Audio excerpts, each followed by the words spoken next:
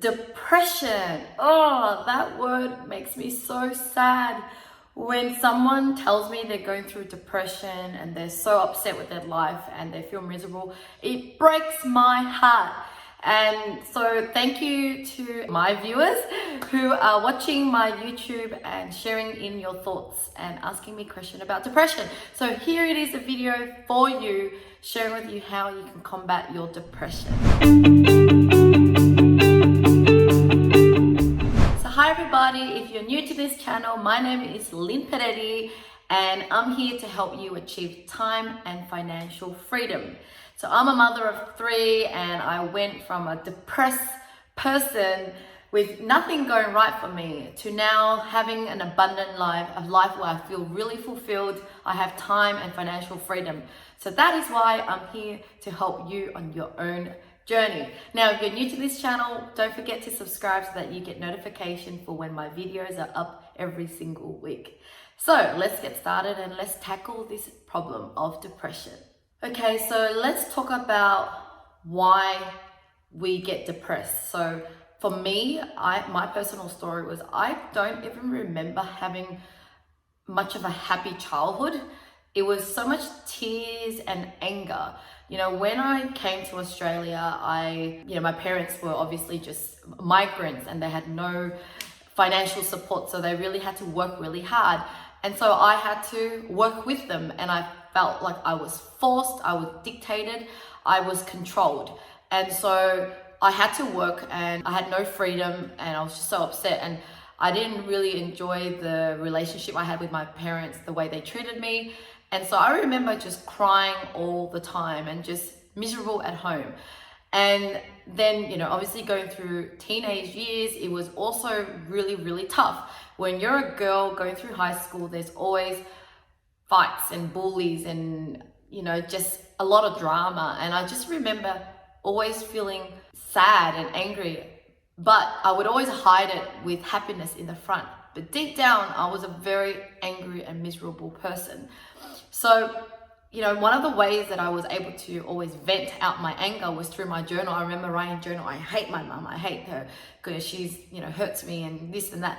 And I was just built full of sadness. And then, you know, that depression, sadness continued as I grew up. I was always going through challenges because I was always trying to go against my parents, trying to dictate my life. So then I started to run away when I was younger and had to deal with a lot of drama. Then I eventually had a kid and then I was kicked out of home. And one of my lowest point was when I didn't have a place to go. So I had a kid and my parents kicked me out and I didn't know where to go. And so I had to, you know, call home and say, hey mum, I need to go home. And she hung up on me and said, too bad, you got yourself in this mess and get yourself out of it. And that was the lowest point in my life. And I feel emotional now that I'm talking about it actually. I just remember like she just hung up the phone and said, you know, too bad. And I just remember going, oh my God, even my own family could like say no to me like this, like could actually just turn their back on me. That's when I realized that the only person I could count on is myself. I wanted to kill myself. I was suicidal. Oh my God, I can't believe I'm just crying. Yeah, it's been a long time to talk about this, and you know, I'm the type that I forget things easily. You know, I don't dwell into the past a lot, and so that is why I am where I am today, because I just don't hold on to bad memories. It's just only when I have to talk about things, you know, the true emotions come out. Okay, so yeah, I was thinking about how to kill myself. I remember thinking about how can I walk in front of a car and just kill myself. All the problems will go away if I'm just not here anymore, because the problem I felt that I got myself into was just too messy, too big, too young to deal with this. I'm ashamed of myself for making bad decisions. I don't have family support. I don't have anything, so who cares? So these are all the thoughts that I said to myself. But because I had a kid, there was a kid in me, you know, lucky I had a baby inside me, that I realized I just could not be selfish to, you know, hurt him. If I hurt myself, I would hurt him. So I just stopped. I just didn't think about that anymore, and I just had no other choice but to take my life forward. Now, was I still sad in a lot of moments in my life after that incident and throughout my life? Yes. Sadness and depression and feeling like you have no control over life happens to everybody, happens to me. It is happening to some of you who's reached out to me, but there is hope that you can change, right? So if I could do it, if other people could do it, you can do it too. There is no dead end. The only dead end that you feel is just all in your head. So hopefully I'm going to share with you some tips so that you could actually stop calling yourself a depressed person or I have depression, because then you are locking yourself in this world of sadness that you feel like you can't get out. So here are my tips. So my first tip for you is stop saying that I have depression or I am depressed, because it means that you are feeling like you are that person. And when you are that person, that's the hardest way to change yourself, right? So the first thing you need to really do is change that, the way you say that to yourself. You are not a depressed person. You are a person. You are just a human being going through some sad situation where you feel like it's bad, right? So you have judged a situation and have looked at it in a negative way. Hence, it's made you feel sad. And sadness is a behavior or a feeling that you're going through. You are not a person who is depressed, right? Because if you say that, you just feel like you've given all your control to others or to something else, like you have no control over your depression. But just remember that you are just going through an emotion. You are going through a period in your life where situations isn't going according to your expectation, and that's why you're upset. So that's number one key, is to change the way you say things to yourself. Okay, so the next thing that affects the way you feel is the way you believe about something. Also your judgment around a certain situation. So let's say something bad happens. For example, you just got your heart broken. A boyfriend just broke up with you and you're upset. Now, you are upset because you are putting negative stories around this situation. I spent all this time with him and he's hurt me, and now it's the end of the world. I'm never going to find anyone. And you're just going on this spiral imagination about the future that isn't even true. That is just your prediction of the future, which is making you upset, right? The breakup has already happened, but at this moment in time, you are fine. You are safe. You still got your arms and legs and your mind and your body. Everything is there. It's just that now you are believing that from tomorrow onwards and the next day, I'm not going to find anyone. We'll always miss this person. I can't live without that person. And you have this, long spiral, negative prediction of the future that is making you upset. But what if I tell you that there is no good or bad, right? Something could happen, but when you look in hindsight, it's actually good for you. Now, I can say that now because I've been through so many struggles and challenges that got me so upset and sad back then. But now, looking back, I am so grateful for it.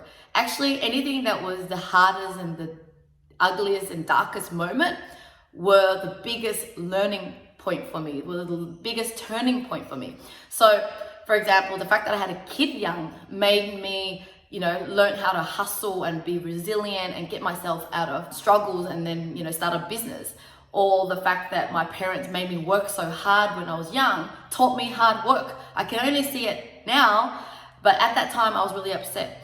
And so, I'm just trying to save you the years of depression and sadness by skipping all that time where I had to suffer. I just learned now that all you have to do is stop thinking that way, right? If you could stop judging the situation and actually trust the process that God will give you problems in life so that when you combat them, you're going to become a better person. And the things that are happening to you is meant to happen so that better things will come through. Yeah, so don't judge a situation whether it's good or bad. It is just what it is. Don't predict the future as if you know it and give the future all these negative predictions, because you're just going to make yourself upset. You're not a psychic, nor am I, but we can choose to just predict better thoughts if we wanted to predict the future. So really think about how you're judging a situation. All right, so let's talk about our thoughts. This is where all of the sadness comes from, because it's all these thoughts that comes through your mind that you believe is true that is really causing your sadness. So, it wasn't until I was, I think 25, 26 years old when I did a life coaching course, did I learn that, this chatter thing in our head is actually not us. It's like these just random thoughts going through, but it's up to us to choose the right thoughts that empowers us rather than just believing everything that's going through, right? So from that moment onward, I was just like, oh my God, all that time I just believed everything and I reacted to everything because, whatever I thought my head told me to think about means it's true, it's reality, but it really isn't not. There is no reality. Something could happen, but it's the way we see things that make it bad. So when you have a bad thought, just remember that it's just a thought. And so you just go, is that helping me or is that just gonna make me more upset? So then you have a choice to just choose better thoughts. And a way to help you with that is try meditation. So I've been meditating for a while now, and I love meditation because it just allows my brain to rest. And then the more you can control your brain, in a sense, like just letting thoughts go, and every time your thoughts try to get through, is when you just learn to brush it off and refocus on the present moment. Do you realize that, man, thoughts come in so easily that it really does take, willpower and I guess awareness to actually push it away, so that you could actually just give your mind some free time, because it's just always working and just over analyzing everything. So learn to understand your thoughts more. There was a period last year or something, I was going through a bit of anxiety when I was driving. I got a bit anxious, and the reason of that is because I was telling myself, what if I get a heart attack like some other people that I've been hearing stories about? What if I, because I just came back from the gym and I'm a bit tired, I started to overanalyze and thought that I'm going to get a heart attack. And so I had to just learn to, realize when those thoughts are coming in, tell it that doesn't really make sense because I was just fine 5 minutes ago. I can't just have a heart attack the moment I'm driving. So that's really illogical. So I'm almost having a talk to myself to tell myself to be okay, and then just distract myself looking at something else, and you realize that, wow, thoughts can be so damaging. It just comes to sabotage you if you don't know how to be aware of it and let it go or control it. The next important point that I want to make is, ever since I realized that I just didn't love myself, I was just focused on trying to find people to love me because I lacked love from my own family. And growing up, as a child, we just, we believe certain things. I believed that my parents didn't really love me. And so I just felt like I needed to seek validation from elsewhere. And that lack of love really transcended into everything that I was doing. I was like going into relationships because of love. I couldn't be alone. And I was an angrier person. And I was just causing a lot of drama around myself and my life because I just didn't love myself. And so on my journey to loving myself more, just spending more time alone, because if you can't even spend time alone with yourself, who the hell would want to spend time with you, right? And so when I realized that, I was like, oh my God, I am so embarrassed that I treat myself like that. And we often get so critical of ourselves, like, we don't like certain things about ourselves, but if we are like that to ourselves, how could we expect anyone else to care and like about us? We have to live with our body and ourselves for the rest of our life. So the first thing we need to do is work on the relationship we have with ourselves. And so this is a constant journey. From that moment I realized that a few years ago, I continue on this process of loving myself. I get better every year. I never used to travel as much, but now I've been traveling more. But that's part of me loving myself, loving my life.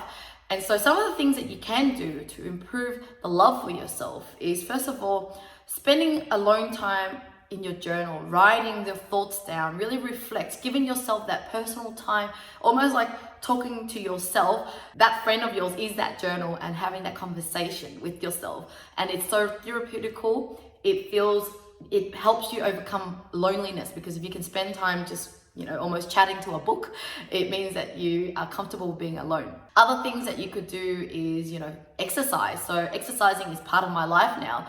Every time that I exercise, I have a better day. When I don't exercise, I have a less happy day, right? Like, it does affect your mood. Even if my life is going perfect, if everything's going well, you can still improve it with things like exercise.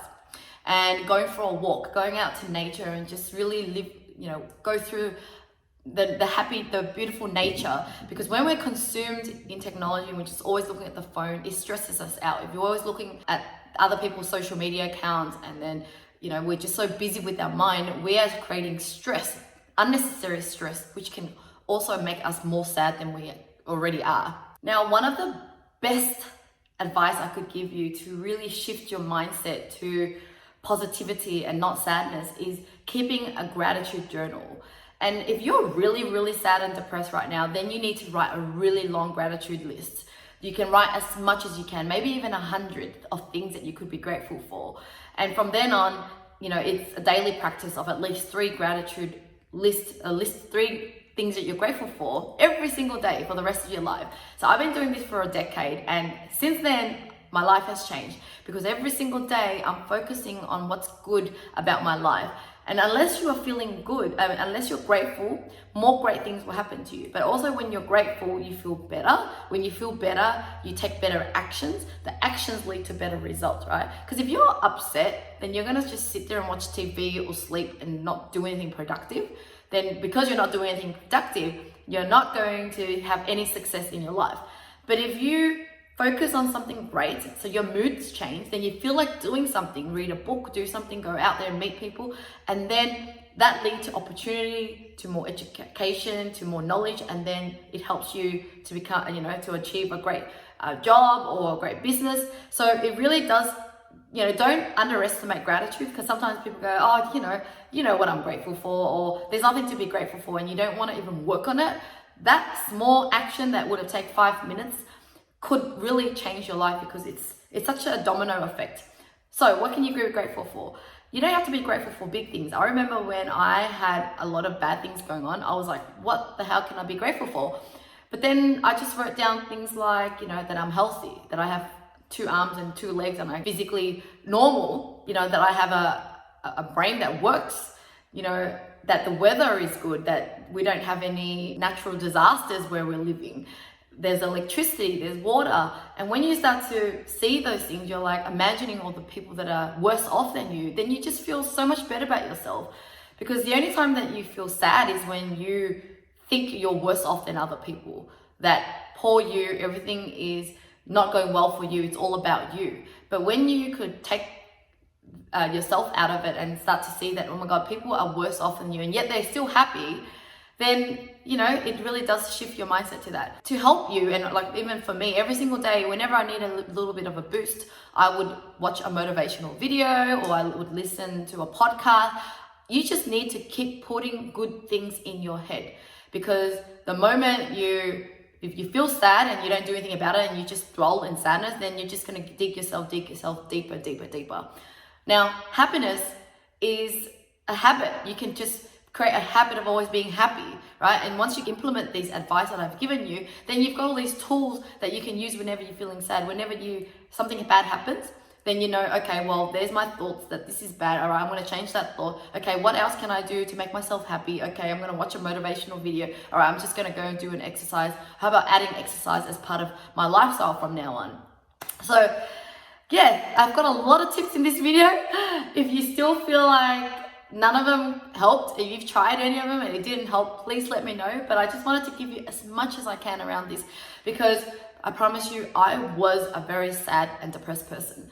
It made me so into happiness now. I got obsessed with it because I went from, just not having that happiness in my life, that I really just wanted to be happy so much that I just continue on this journey of happiness. And I just think once you're happy, everything else doesn't matter. Like if you're happy, it doesn't matter if you don't have the job that you want, the business that you want. You just find a way to be happy, and that's what life is all about. So thank you so much for watching, and thanks to you guys who have written me this issue or this topic, and I hope I've helped you. But if you have any other questions, let me know in the comments below. And thank you so much. If you haven't already subscribed, please do subscribe, and I will see you again next week. Bye.